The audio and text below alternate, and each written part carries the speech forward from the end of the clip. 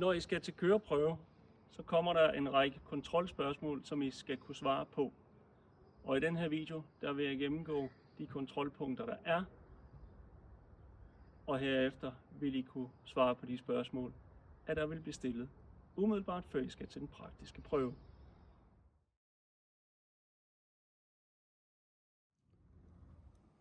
Krav til spejle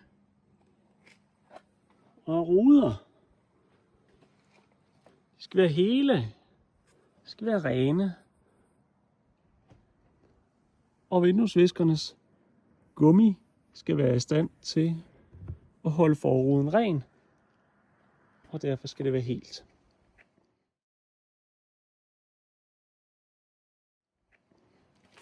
Generelle krav til lygter. De skal være hele, de skal være rene, de skal virke. Lyset foran på bilen. Vi har nærlys, skal lyse vejbanen op på 30 meter. Lys er asymmetrisk, længst til højre, og det må ikke blænde. Det sikrer vi os ved, at lyset falder 1%, det vil sige 1 cm per meter. Så har vi fjernlyset. Fjernlyset skal oplyse kørebanen på 100 meter. Og så har vi positionslyset. Positionslyset bruges kun i forbindelse med parkering på mørke steder og skal kunne ses fra 300 meters afstand. Positionslyset lyser hvidt, nærlys og fjernlys lyser hvidt eller gulligt. Bag på bilen har vi 2 røde baglygter, som skal kunne ses på 300 meters afstand. Så har vi stoplygterne. Dem har vi 3 stykker af. Lyser også røde og skal være væsentligt kraftigere end baglygterne. Så har vi baklyset, der lyser hvidt. Og på den her bil er der 2 stykker. Der kan være en enkelt. Så har vi nummerpladelyset, som også lyser hvidt. Og så har vi 2 røde reflekser, som ikke måtte være trekantede. Og nu fik vi også lys i togbaglygten, som også er ekstra udstyr. Så har vi blinklys. Blinklys til venstre, blinklys til højre. Og vi har blinklys 2 stykker bagpå. 1 på hver side. Og 2 stykker foran. De er gule og skal kunne ses i kraftig solskin. De blinker 1-2 gange i sekundet.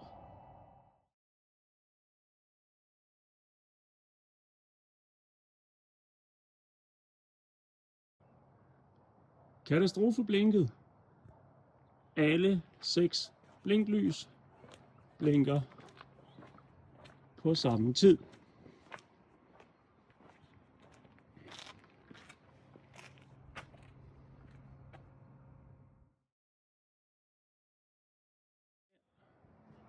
Så skal vi kontrollere væskerne ude foran i bilen.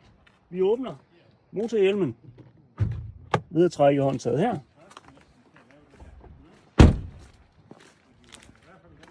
Brug venstre hånd, løft lidt i motorhjelmen og sæt fingrene ind under og skub til venstre. Efter kan I åbne hjelmen. Hold godt fast i den, den er tung. Så tager I den gule her og sætter op i hullet her, hvor der er en lille pil. Så har vi 3 væsker, vi skal kontrollere. Den første væske, det er sprinklervæsken. Det er den lyseblå, og der skal være nok til turen.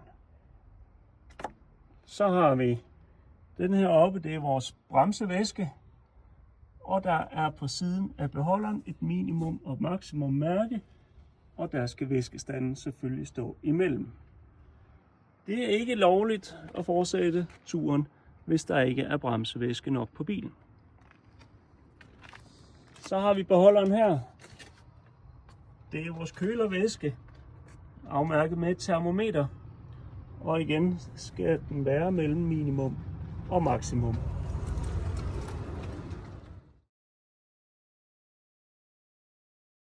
Kontrol af støddæmper foregår ved, at vi trykker inde på punktet herinde, hvor vi trykker et hårdt, men fast tryk. Og så skal bilen gå ned og stå til stilstand øjeblikkeligt. Den må ikke stå og hoppe. Så er der noget galt med støddæmperne, og de skal skiftes. Det kan vi gøre på hver hjørne af bilen. Sådan der. Og vi kan også kontrollere de to bagerste støddæmper ved at åbne bagsmækken, og vi kontrollerer ved at trykke et hårdt fast tryk i hver side af bilen. Således der. Vi lukker bagsmækken igen ved at trykke på knappen der.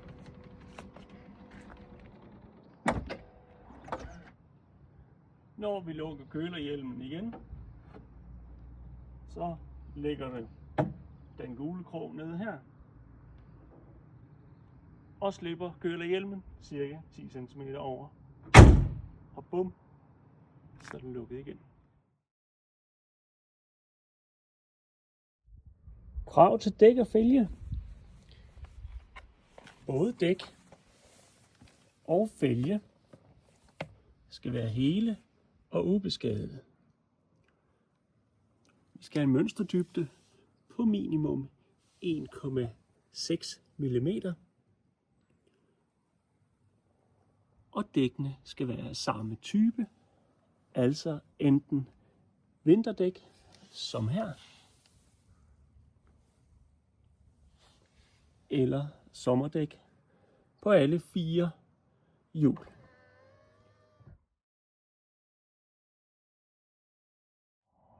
Når vi skal kontrollere for ratslør, så er det meningen, at hjul og rattets bevægelse skal følge hinanden. Og det gør det ved at få en til hjælp. En, der sætter sig ind på førersædet og tager hånden oven på rattet, så står du herude på hjørnet af bilen og flugter med forhjulet og rattets bevægelser. De skal så følge hinanden. Stiller du dig på bilens højre hjørne og flugter rattets bevægelse og hjulets bevægelse. Således der.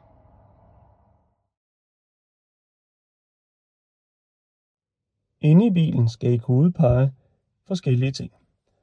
Betjening af hornet gør man her midt i rattet. Det skal lyde højt, klart og med en ensartet tone. Betjening af katastrofeblink. Knappen her med den røde trekant. Og den aktiverer alle 6 blinklys.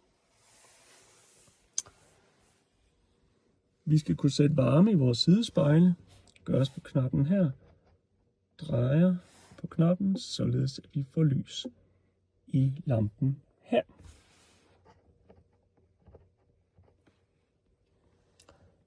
Vi skal kunne skifte mellem automatisk lys, nærlys, positionslys. Gøres med knappen her, og når vi trykker på den, så skifter vi mellem at lyset er slukket, det automatiske lys, hvor den selv blænder op og ned. Vi kan tvinge bilen på nærlys eller på positionslys.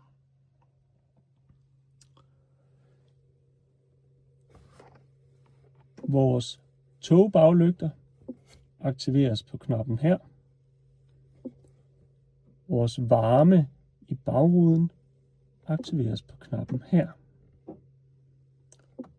Skal vi have blæseren til at køre luft op på forruden, således at vi kan afdukke den, så foregår det på knappen her. Vores vinduesviskere aktiveres her i autofunktion, hvor de selv starter og stopper, når det bliver regnvejr, og ellers så kører de på low eller på max. Ude på enden af kontakten kan man med et let tryk få viskerne til at køre en enkelt gang. Holder vi knappen inde, så får vi sprinkler på vores forrude. Bremsepedalen må kunne trædes cirka halvt ned, og ved vedvarende tryk må den ikke synke yderligere, da det så er tegn på, at der er utætheder i vores bremsesystem, og bilen skal på værksted. Parkeringsbremsen, eller som mange kalder den håndbremsen, betjenes her på knappen på den højre kontakt i den her bil.